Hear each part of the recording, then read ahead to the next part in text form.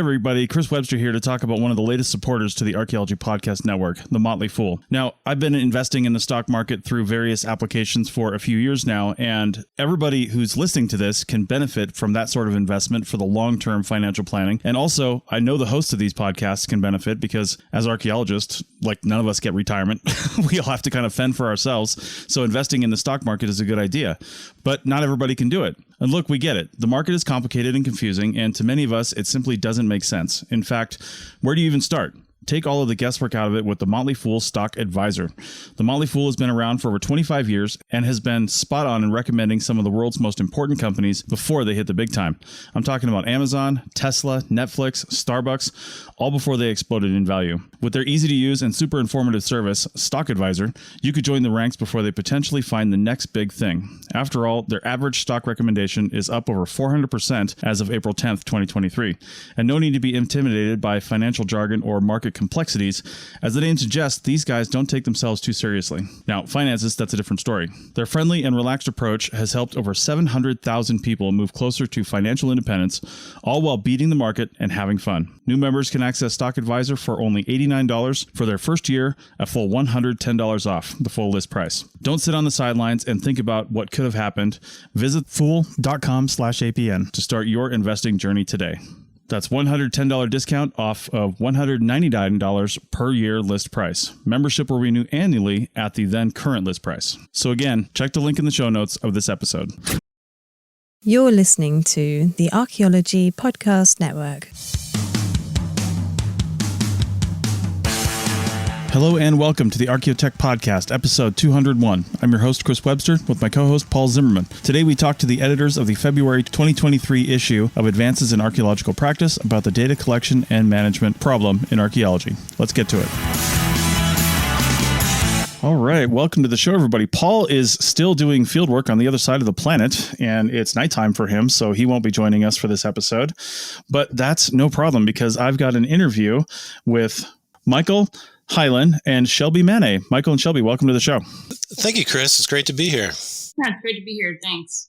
All right. So you guys are on because you are promoting the February 2023 issue of Advances in Archaeological Practice on refining archaeological data collection and management.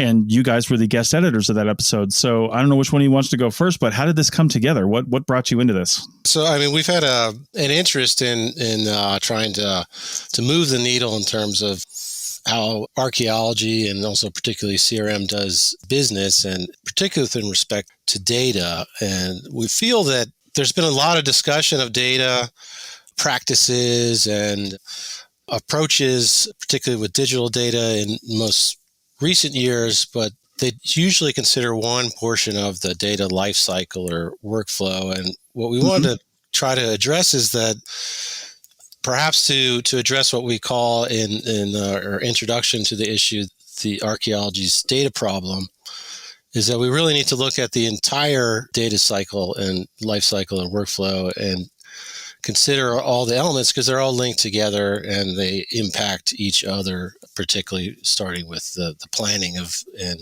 data collection and data collection itself. This particular issue began with a symposium that Shelby and I organized, the SAA meetings, which were to be in San Francisco in 2021. And we had invited a lot of people that we thought were involved in various aspects of this problem and had some things to say.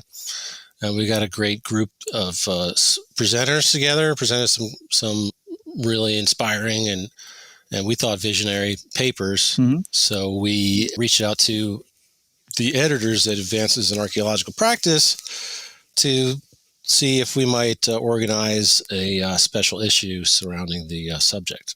Yeah, Michael and I have been interested in data, not just archaeological data, probably at least for me, for most of my life. And the funny thing, I didn't want to be an archaeologist.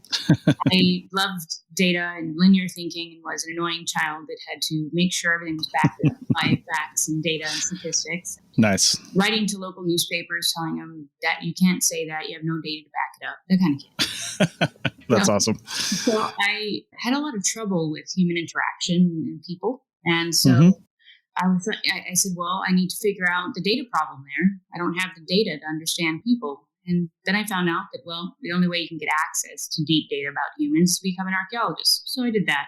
Yeah.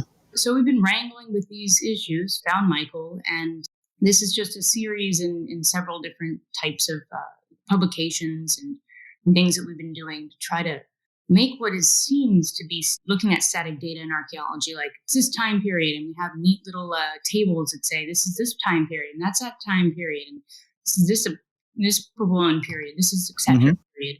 Put it in a nice table divided by dates that may or may not be the rough dates.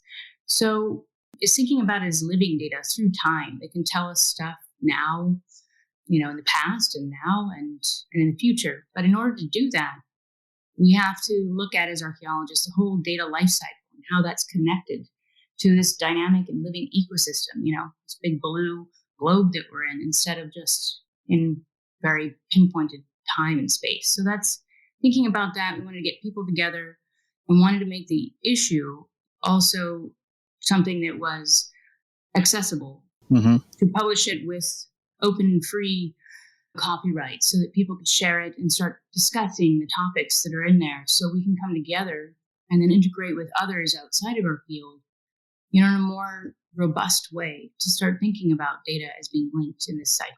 Okay. That's an excellent primer into, how the issue came about and what you guys are doing. Let's talk about you guys again real quick before we get into some other stuff that's in the issue. Shelby, I'll start with you. We try to keep employers and things like that out of these conversations, just keep a little more generic. But what does your day-to-day look like? What's your day job around this? Well, I'm the deputy director and now interim director of the Environmental Management Office for the Arizona Army National Guard. Okay. I started here as the principal investigator, and my life was actually in CRM, the majority of it, 15 years or whatever it was. Okay. As one of the leads for TRC. And so I've tried doing this sort of thing, getting data, answering questions about the human past and integrating it into biological data, geological ecology, etc., and different environmental data as a CRM, archaeologist, and then in academia. And it's been tough going. So I decided, okay, well, if I'm an agency archaeologist and I have land, we have 32 facilities, so I have a good data sample. So I literally picked my job based on the data sample. Okay. So I would have access to different cultural areas and ecological zones so that I could test out certain things and see if we can possibly do that. Also to influence policy. So, because the DoD owns a lot of land.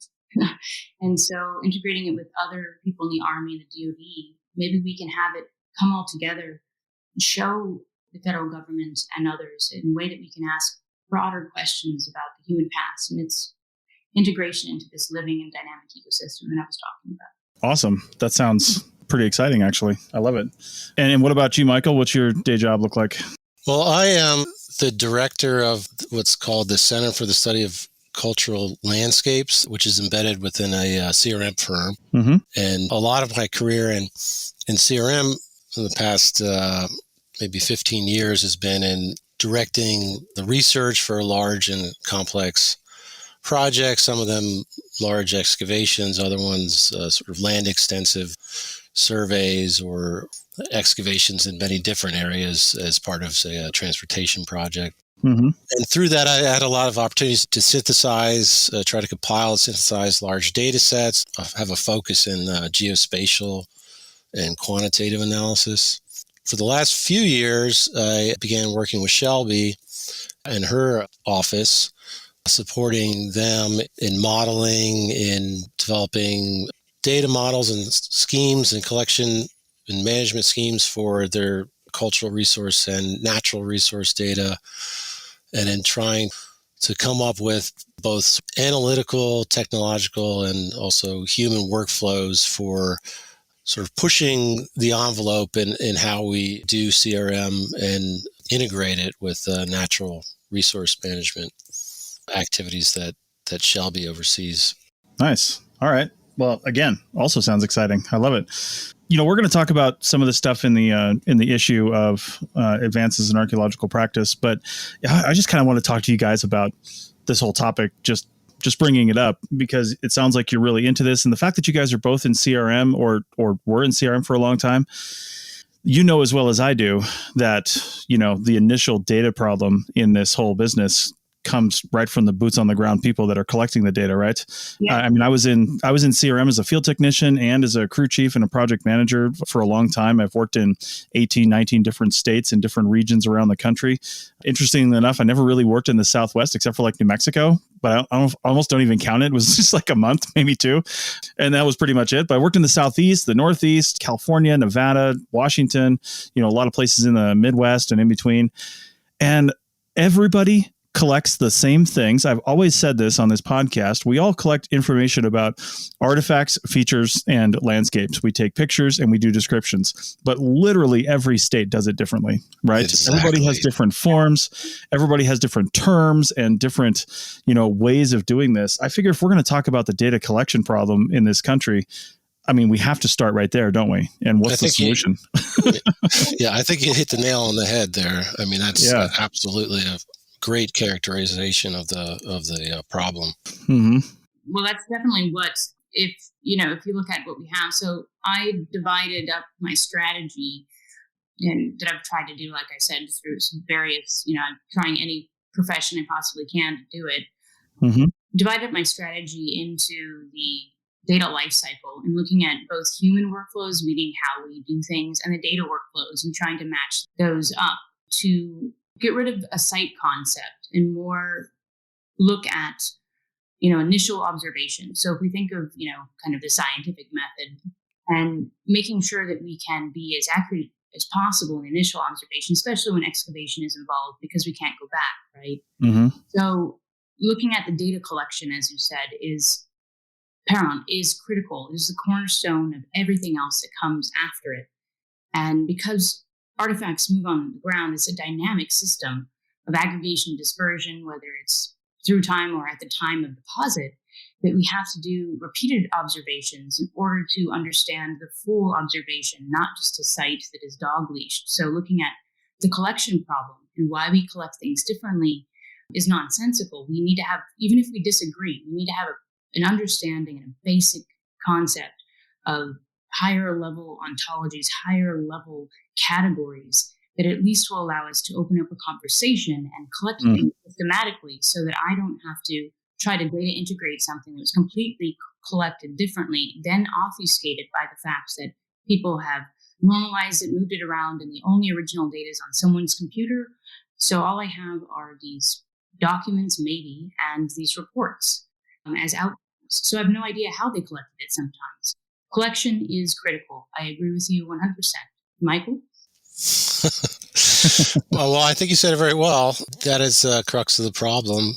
And I think if we could get to a state where we're actually collecting things that funnel into some sort of common core ontology or meta-ontology, and basically agree that as Chris says, we're basically making observations about the same types of things.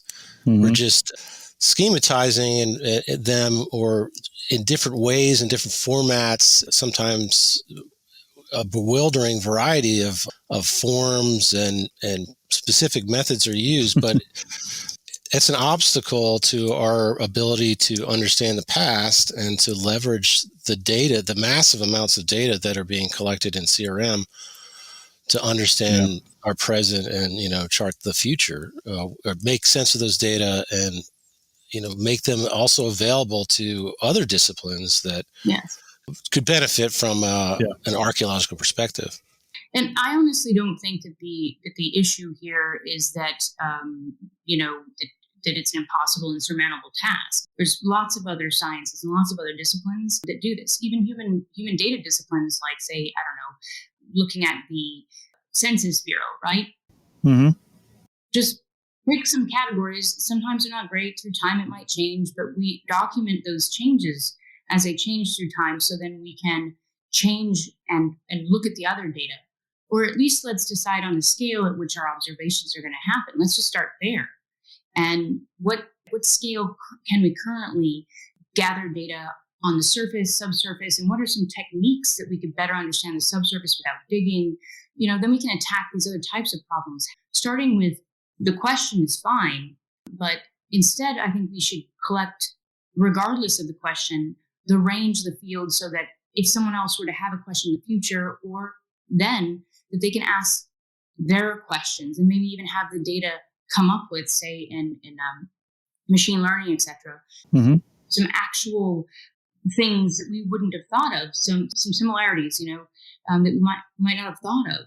And we can't do that because data is usually collected for a particular purpose in mind, and the rest of it, is not there. So I really believe that we have an epidemic of overfitting in archaeology. I feel like, I'm at this this RVing event, and there's a lot of different people here from different backgrounds and different jobs and things like that. And we were all kind of sitting around a campfire last night listening to some music. And there's a gentleman who we've gotten to know, and he's originally from Scotland, but he's been in this country for, 20 to 30 years or something like that. And he actually said it, which I think exemplifies the problem that we have in data collection in archaeology. He said, when I first came to this country, I thought I was coming to one country. And as I traveled around, I realized I was in 50 different countries, not just from a cultural and even a regulatory standpoint, but driving laws and people and culture and everything was just different. And, it gets even worse in archaeology when you could have, CRM firms in one region, and even they may do things slightly differently, and everybody that listens to this show regularly knows that I consulted and still consult for WildNote, which is a data collection platform. And one of the things that we have in there is a standardized output for primarily California DPR forms, which is their recording forms, and the Nevada IMAX forms, and then a few other states around, but those are kind of the big ones. And we still have CRM firms that want to use those forms, and they say, hey, can we make changes to this form? And we're like, you mean the agency output form? No, you can't. This is what the agency is dictating. And yet, even though there's a standardization, if you will, of that data collection method, they still want to do it differently because they're used to just making changes on their own, and the agency's not enforcing anything on top of that. So let me give you guys a chance to comment on that on the other side of the break, because we're just about up on time on this segment. I didn't mean to take it all the way to the end, but we'll come right back here in just a minute. What's the easiest choice you can make? Window instead of middle seat? Picking a vendor who sends a great gift basket? Outsourcing business tasks you hate? What about selling with Shopify? Whether you're selling a little or a lot, Shopify helps you do your thing, however you cha-ching. Shopify is the global commerce platform that helps you sell at every stage of your business. From the launch your online shop stage to the first real-life store stage, all the way to the did we just hit 1 million orders stage. Shopify's there to help you grow. Whether you're selling scented soap or offering outdoor outfits, Shopify helps you sell. Wherever and whatever you're selling, Shopify's got you covered. Sign up for a $1 per month trial period at shopify.com/try. Go to shopify.com/try now to grow your business, no matter what stage you're in. Shopify.com/try. Welcome back to the ArchaeoTech podcast, and I'm talking to Michael and Shelby, and I just said a whole bunch of stuff right at the end of the last segment about, how nothing is standardized in data collection, even amongst agencies and CRM firms of a particular region. Did you guys have any comments on that? Well, I agree. Now, so when I was in CRM, I managed projects pretty much all over the country. So 100, or more archaeologists at one time. Nice. And I had this same purpose in mind when I did it for CRM. And it's astounding how even if I dictate it right and started developing some of the tools that Michael, I, and the team have been continuing on developing, but they still won't do it. And even in agency archaeology, it's not a matter of how much you're paying them. It really is a culture. So the hardest part for us, like I was alluding to in the last segment, is not one of difficulty. It's a behavioral change. What do we do as archaeologists to change our mindset from, this is good enough or this is how it's done to how can we do it better? There's a real problem if as I've studied and lots of other people study different parts of archaeology, we go and we ask biologists for their data, and we ask, human, doctors or et cetera for their data. I have yet to have anybody from an outside field ever ask me for my data. Why? Yeah. I think there's kind of an old adage, put 10 archaeologists in the room and you have 10 different opinions. Mm-hmm. There's always an interest in, having the leeway to do something differently or have some flexibility. But like, as we discussed earlier, we collect a lot of the same data routinely, just in different ways. And even as you point out, when people are confronted with a form that they have to fill out, they want to change the form, even when it's the official form. But I kind of tend to think that, sort of going back to the primary observation issue, is we need to start having ways that archaeologists and organizations are submitting their data at the most primary level into a system that sort of enforces at least a sort of a standard ontology, a level of standardization that makes them already, or at least increases very strongly the prospects of them being interoperable and reusable. Yeah. There's an extreme amount of resistance, as Shelby pointed out, for people to change how they do things, and they don't want to often attempt not to get with the program, in a sense. Mm-hmm. Even when they're required to do so, they tend to subvert that. But if we start placing requirements, I think, especially in CRM, on, say, contract firms, every project has to have a data management plan, and it has to fulfill certain requirements. And if we build, and is enforced, and if we start to have, it would have to be a collective thing, obviously, but come up with a sort of more centralized, cohesive, and integrative data standard that people actually are required to submit their data into digitally, then maybe we would start to get to a place where we can start to shed all these variety of things. And we would have to do that and I think that if we attack it at I'm interested in archaeology phase, sort of college and pre-college phases, and where you have courses on data collection methods, not just a field school or whatever. And so they get introduced to these systems as a way of doing things, as opposed to what happens now. It seems like if there is a CRM course in college, you learn about the laws, etc. But where is the data lifecycle management? Where is that part? Aside from the statistics and everything else that you might get, but where is data ethics? Where is that, which happens in lots of other fields, a lot of other fields? Sure. Why don't we have something like that so that we're not battling these misconceptions? Instead, those up and coming archaeologists, will have a voice and be able to push these things through. And anyway, I think that that's kind of the entry point at which we decide to do this. And one other thing is that we're not saying that at the more refined levels that we wouldn't want to, at the smaller scales, that we wouldn't want to allow for interpretation or flexibility in the ontologies. What we're saying is that we have to have the base amount of data. The baseline data needs to be systematic, needs to be collected systematically, handled systematically. Just the additional things.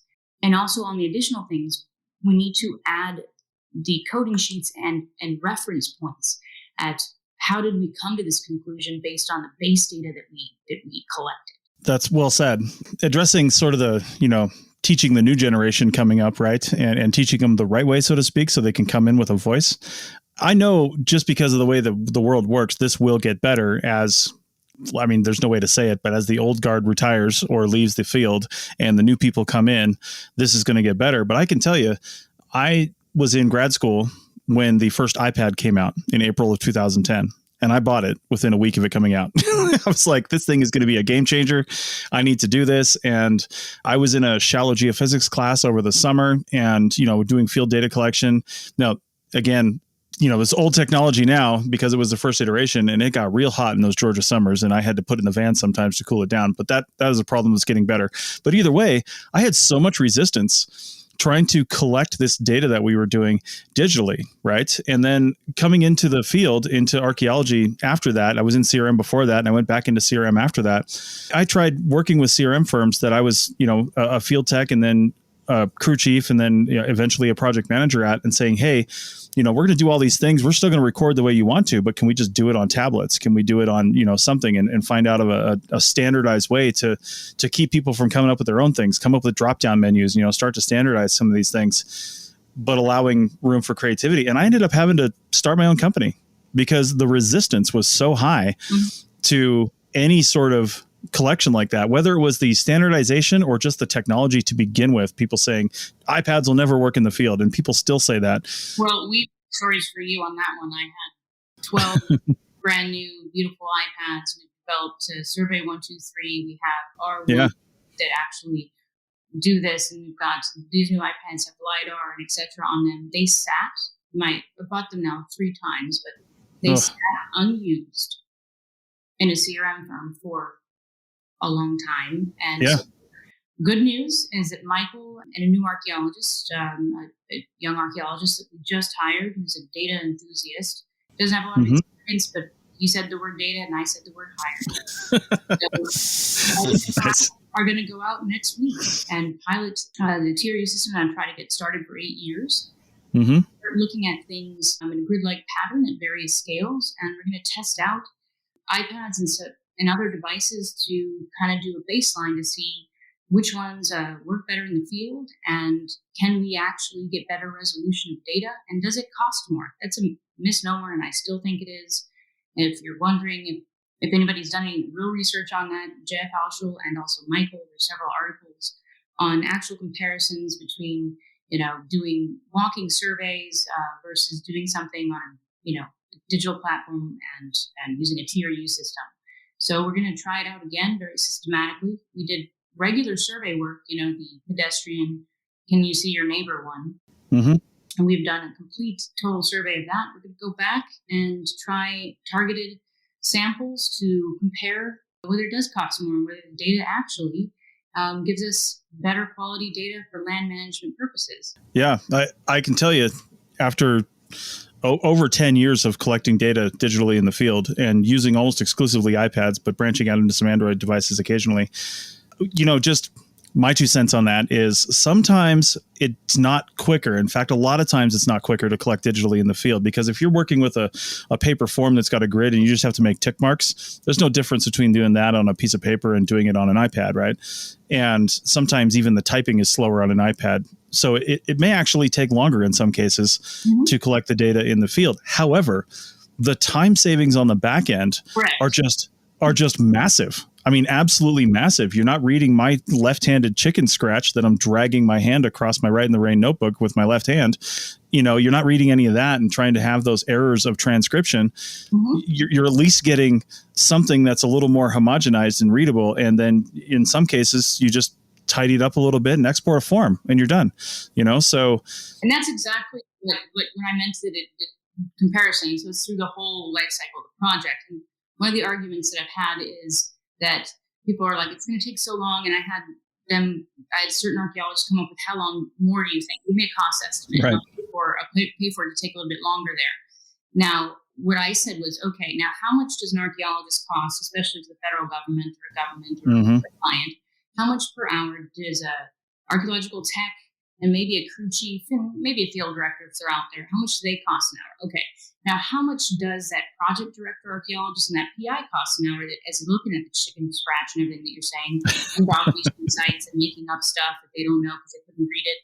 How much does that person cost? Now, let's do the math. So for every 3-man crew is maybe an hour of PI or high director's time. So if it costs me just 1 extra hour, I'm still saving an hour there. Right. So there you go. It's, my hypothesis, and we'll see. I've got 8 years now of, how much these projects have cost. So let's see what comes out of it. And even if it doesn't, can I manage the land? So say it was even, maybe a little bit more to do it this way, because we're also asking them to be more refined in what they're doing. Right. Can I manage this land better? Can I help, in my case, mission readiness? So do I know enough that if a soldier called, we have to do a critical training, or there's an explosion that happened, or whatever happens on our facilities that I can't talk about, whatever that stuff is, and I need to make a split-second decision. There's a fire coming on our northern installation. Can I make a split-second decision based on chicken scratch and waiting for the report? No, I can't. I don't. Right. And they're like, well, it's not consulted and concurred on by SHPO. And I'm like, so you're just going to let everything burn, I guess, or whatever. Or I can tell them to move their actions somewhere else quickly, or to create fire breaks. If I at least had the data in real time, which can be done on tablets and devices like this, I can make decisions and have them out in the field, the emergency response people out in the field, respond quickly to protect the sites. I cannot do that in its current format, nor will I ever be able to do that, because it's going to take them another 6 months to get me a report.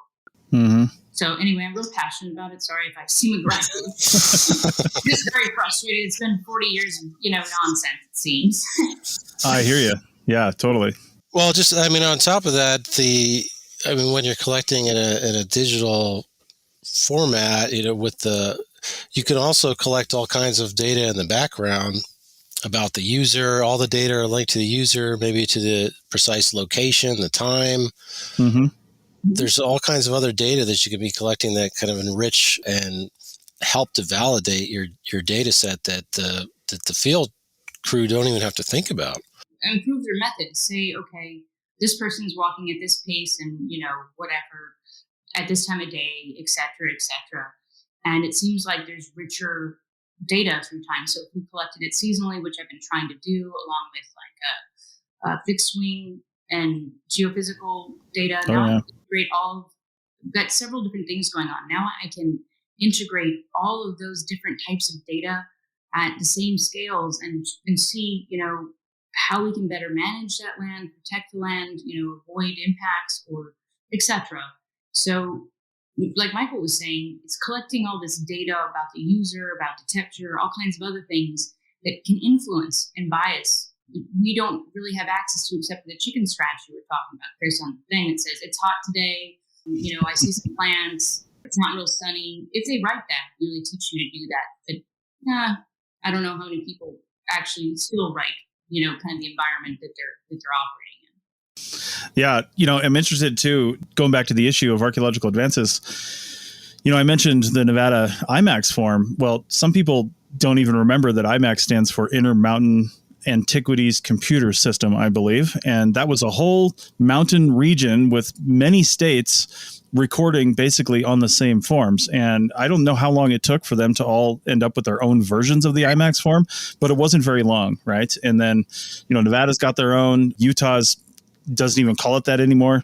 And Nevada actually dramatically changed theirs a few years ago from a longer, complicated form to basically a short form, which I think was a mistake, because they had a lot of nice little boxes that you could fill in. And now you just kind of have to know everything, and new people in the field just don't, and they might miss some stuff. Mm-hmm. But either way, looking at one of your articles here, it looks like the BLM's trying to bring this kind of thing back with the National Cultural Resources Information System. What can you tell us about that in the last couple of minutes of this segment? I'll let Michael talk about that.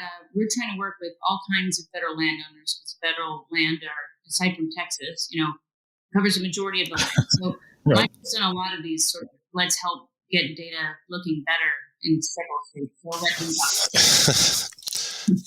The NICRIMS, the system that the BLM has developed was developed because of some of the problems that we're talking about. They cannot access data in order to make decisions quickly and reliably. And a number of years ago, there was a requirement put forth by the BLM that the BLM's offices had to make travel management plans to plan how different roads and other pathways are being used on the lands that they manage. They cross jurisdictions, go across states, and they realized they didn't really have the data to do that.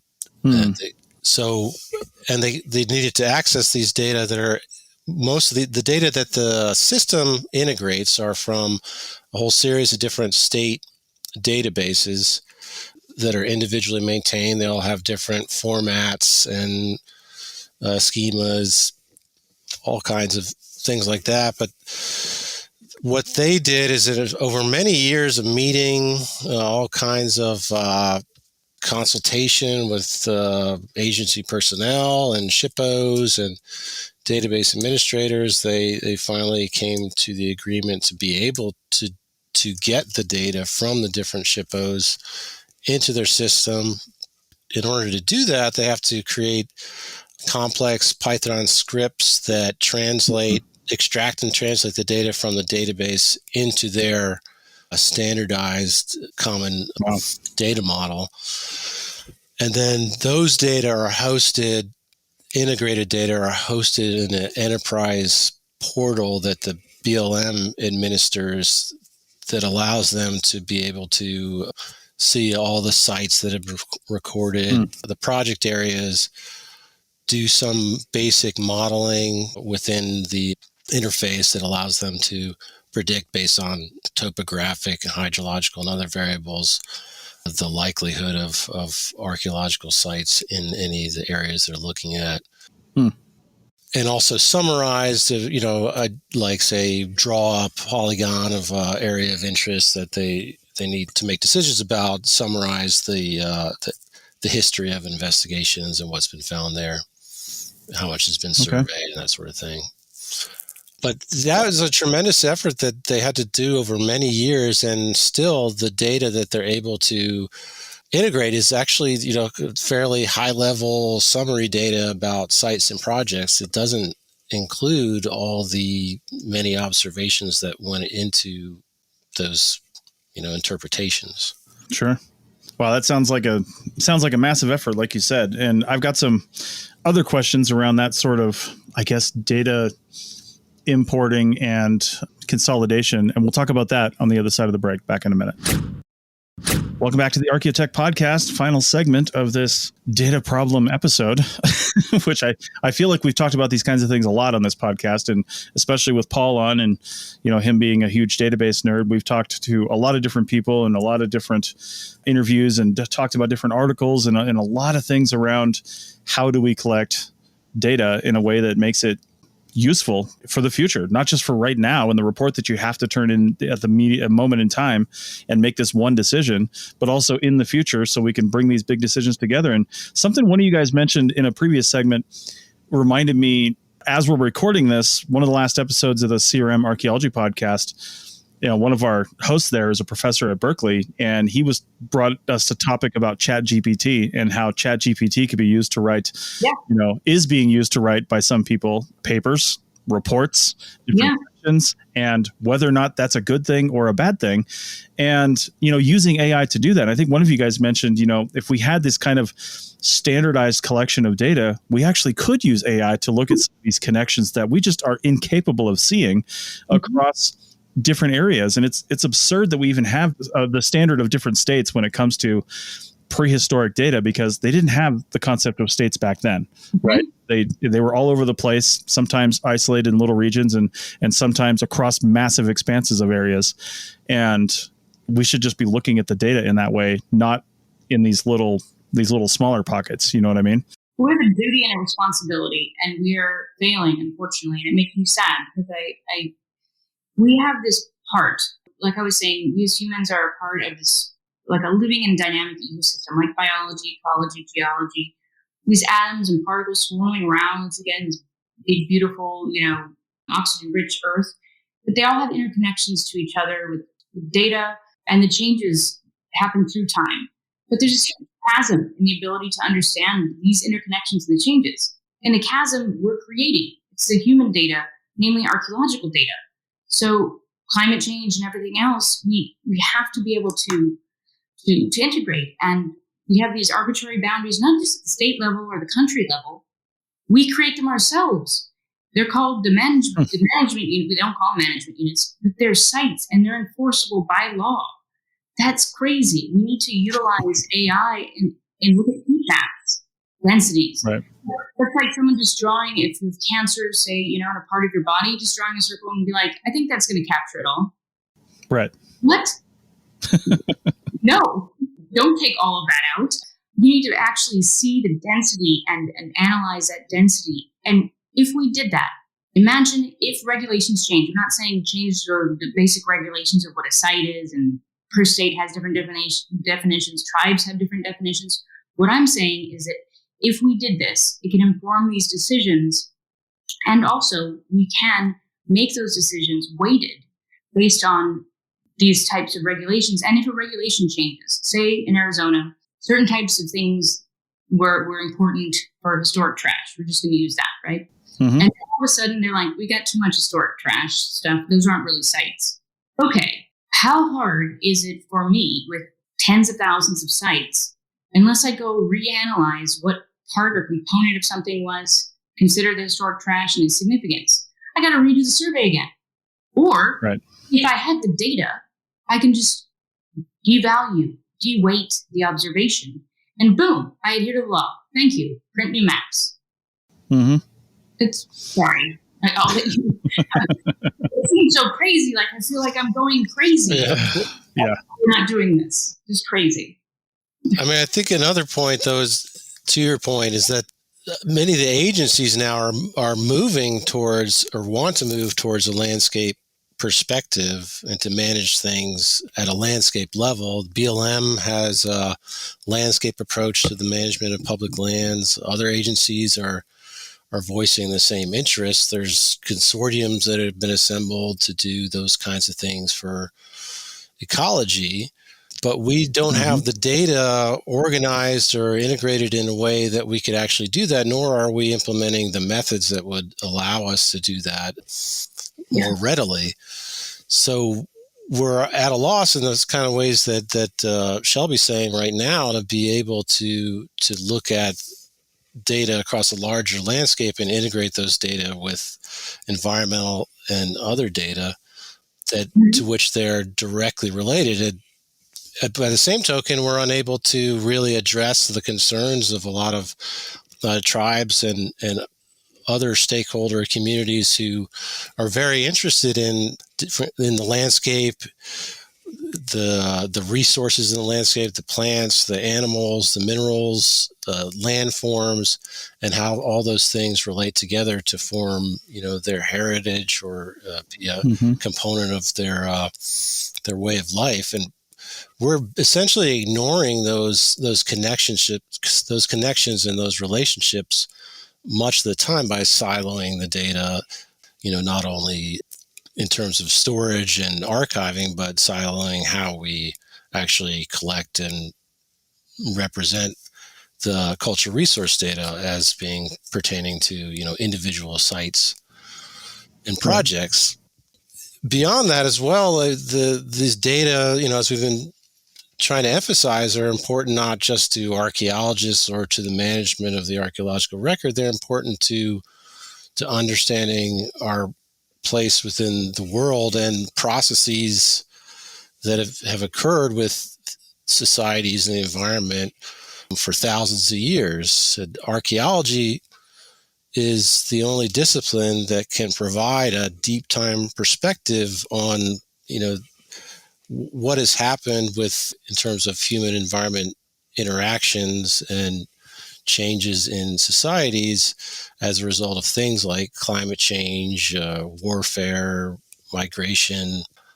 Archaeology is uniquely positioned to be able to do that, and CRM has been developing and can contribute these massive volumes of data about many different times and places and environmental and social contexts that right now, frankly, we're unable to access in a way that would make those data as powerful as they could be.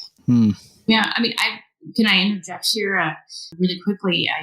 The reason why I can be so aggressive too, Michael's saying we can't integrate, can't do this, we can't do that, and you've said it as well, Chris, is that internally we're thinking, well, we want to do all this stuff, but if we don't, and I agree, we can't do any of it, but the issue too is that we need to do it. If we don't do it, and without the transparency and the ability for others outside of our field to understand the purpose of archaeology and the usefulness of archaeology, I mean, we've probably all heard, like, what do you guys actually do? From your clients to whatever. Why do we have to do this constantly and constantly? And we say, well, it's required by law. Now, watch this. If you have policymakers, which we do in various different levels of the government, that are questioning why is CRM that relies on these regulations, that's why it exists in the US, it's a moneymaker. It might be a multi-million or even maybe billion-dollar company, companies right now, industry. Mm-hmm. And what if they just decide to deregulate because they don't understand it and we're not useful because they have to fund other things like biology or whatever that seems to be more useful to us now as humans. So in fact, right now there are bills and regulations currently under review to deregulate the requirements of archaeology. Namely, like the SOI, the Secretary of Interior requirements and standards for archaeologists. They want to reduce what those requirements are. Now, because it's too expensive and we don't have enough of them and we can't find them and it's too cumbersome, as well as Section 106 and Section 110 and other requirements. If they do that, now we won't have the manpower, the incentive, or the money to change. Behavior change has to happen now. Wow. And that's absolute, right?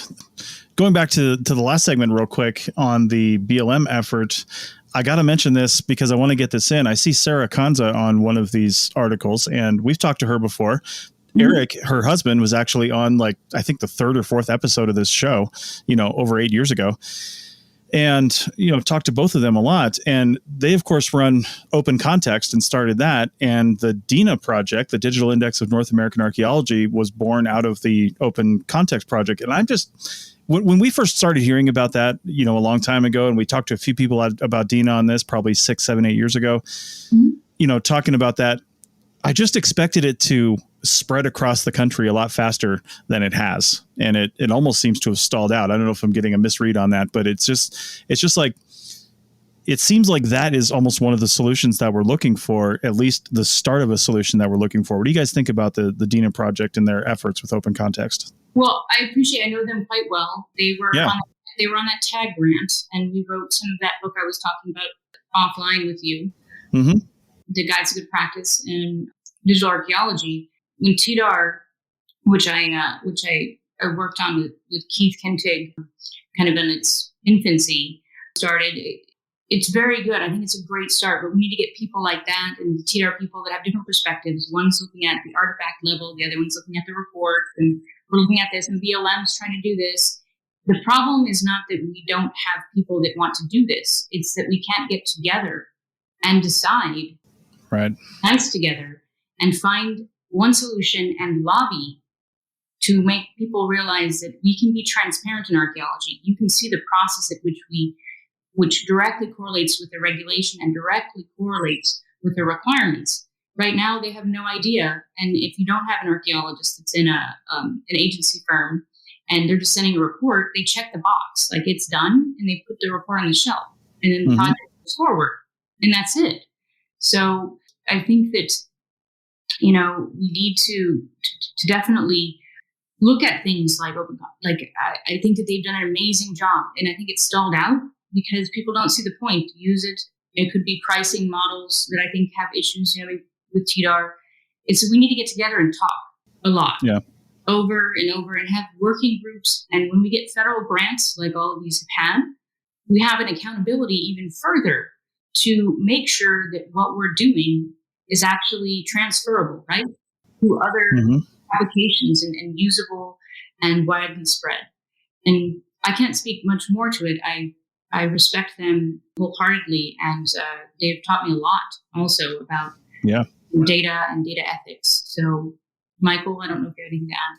Well, I think a very important thing that Open Context and DINA have been able to accomplish, or that they've been working on, is developing ontological matching schemes. And so they've demonstrated the ability to pull together all these diverse data sets and diverse taxonomies and ways of, identifying the same thing or something that's similar. They've been able to bring those together into, a common scheme so that you can find things that are of a similar nature, that fall within the same time period or have the same function or the same types of features. And so that allows, in the case of DINA, that allows, people to identify sites that are recorded in many different state databases that have, a similar attribute, like they're all Paleo-Indian or a particular period within that. But I think the very nature of them, being able to show that these data can be integrated, and to develop some of the means to do that, is a great foundation for us coming together and finding a common sort of core meta ontology that data can, start to coalesce in towards, and enable us to start collecting and managing data that are already or readily interoperable, if not, from the point of inception, interoperable and reusable. I think something that's really maybe handicapped to some people's views, the use of those data, is that they're restricted in terms of being able to share locational information. So the very precise locational information that's maybe stored in a state database is not available to the average user of DINA. So you only get it at a certain coarser resolution. Right. So being able to, immediately harness those data to, say, do some kind of broad scale regional or even broader analysis that makes use of other data like environmental variables on hydrology or habitats or that sort of thing, topography, is not really achievable in the state that things are. They could actually be with the data that they've been able to integrate on some level, although those data, of course, are collected in many different ways, and individual sites mean different things in different places because of how those sites are, defined. Yeah. But I think it's an excellent foundation. And as Shelby points out, I think we're at the point now where we all really need to get together, and there needs to be a sort of a collaborative community that is working on this towards a common goal. Including tribal members, I think that for sure feel a tribal voice, and we're just making up assumptions, and our voice is the only one that's being heard. So I want to see that very firmly. That's a good point. Yeah, absolutely. So we got to wrap up this show. I got one more question for you guys. And, you mentioned this issue was born out of a similar symposium that you guys ran at the SAAs. And I know when you come off of one of those symposiums, especially at or one of those symposia at the SAAs, you just got this real high, like, oh my God, we're going to do so much with this. And then, if nobody takes the reins on that, it just kind of dies. Well, at least you guys took that and put it into this issue. And now and I know probably these articles were probably written and edited 9 months ago or something. It's always a big delay on that kind of stuff. But now that the issue is out, we're a month and a half or more past that. And people are probably recognizing your efforts here and the efforts of the authors of these papers. Building on that high, where do you want to go now? Like, what's next? Shelby, we'll start with you. All right. So we were approached that same question at the SAAs, even by that, one of the editing, publishers there with Advances. And we have lots of plans for what's next. So we never stopped. We've got lots of newsletters and other publications out there that we're going to continue to build, as we did with the articles before this special issue. We had a previous special issue.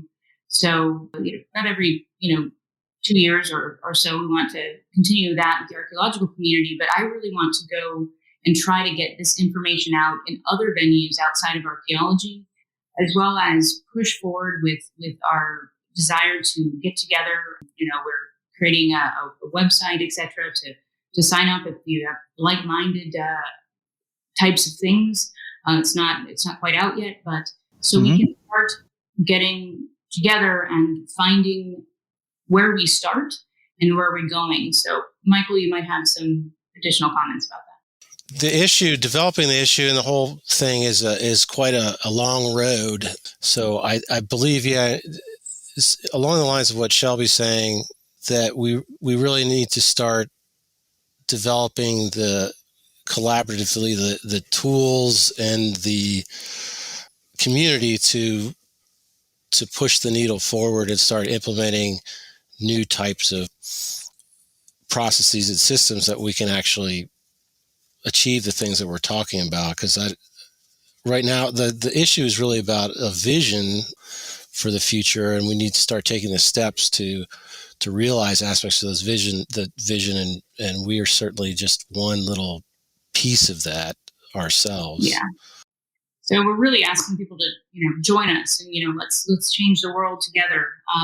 And so reaching out and let's get together and have the conversations with productive outcomes, start to better understand, what are the next steps in order to push these types of things forward. Because certainly there are tons of very good work that's going on all over the place in archaeology. I just think if we, both for funding purposes and time, how much time we have to do, let's get together and come up with a unified purpose. And that sounds probably a lot easier and shorter than the colossal effort that would take. I mean, we are archaeologists after all, and we're kind of all, alpha personalities. So it could go really well or really badly.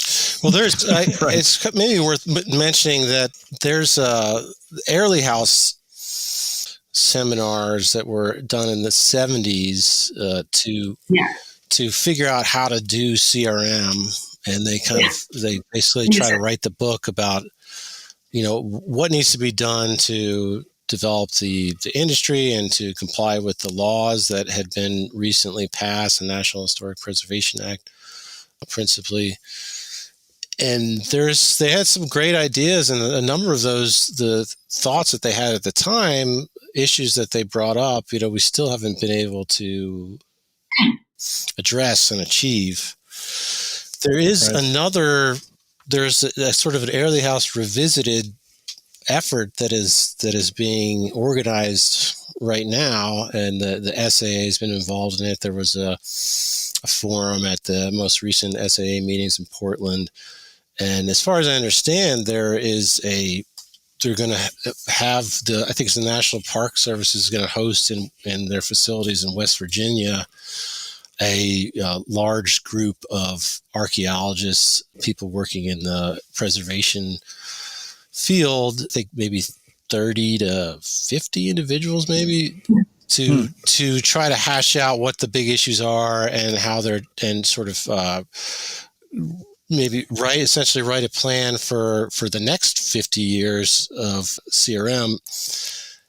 The issue of data collection and management, I haven't seen as being a major component of that, and that to me is a little bit mystifying. And I think, at least for Shelby and I, there are certainly issues that are highly critical that haven't been addressed, like decolonizing archaeology, incorporating tribal perspectives and interests in a much better way, and a whole variety of other issues that have come to the fore, in the last decade or more. But data collection and management of the type of things that we're talking about thus far, it doesn't seem to be a major focus, and I really think it should be. Yeah. All right, guys. Well, that's all the time we have for this episode. It sounds like, we still have a long way to go, and we still have a lot of people to convince and a lot of conversations to have. But it really sounds like the people that need to do this, that are the driving force of this, namely you guys and some other people in this space, are really driving it forward. And I hope we can keep that going and end up in a good place. So thank you for coming on the show. We've just interviewed Michael Heilen and Shelby Manney. And again, thank you guys for coming on, and we really appreciate it and look forward to whatever's coming out from you guys next in this space. All right. Thank you so much for having us. Yes. Thank you for having us. It's great to be here.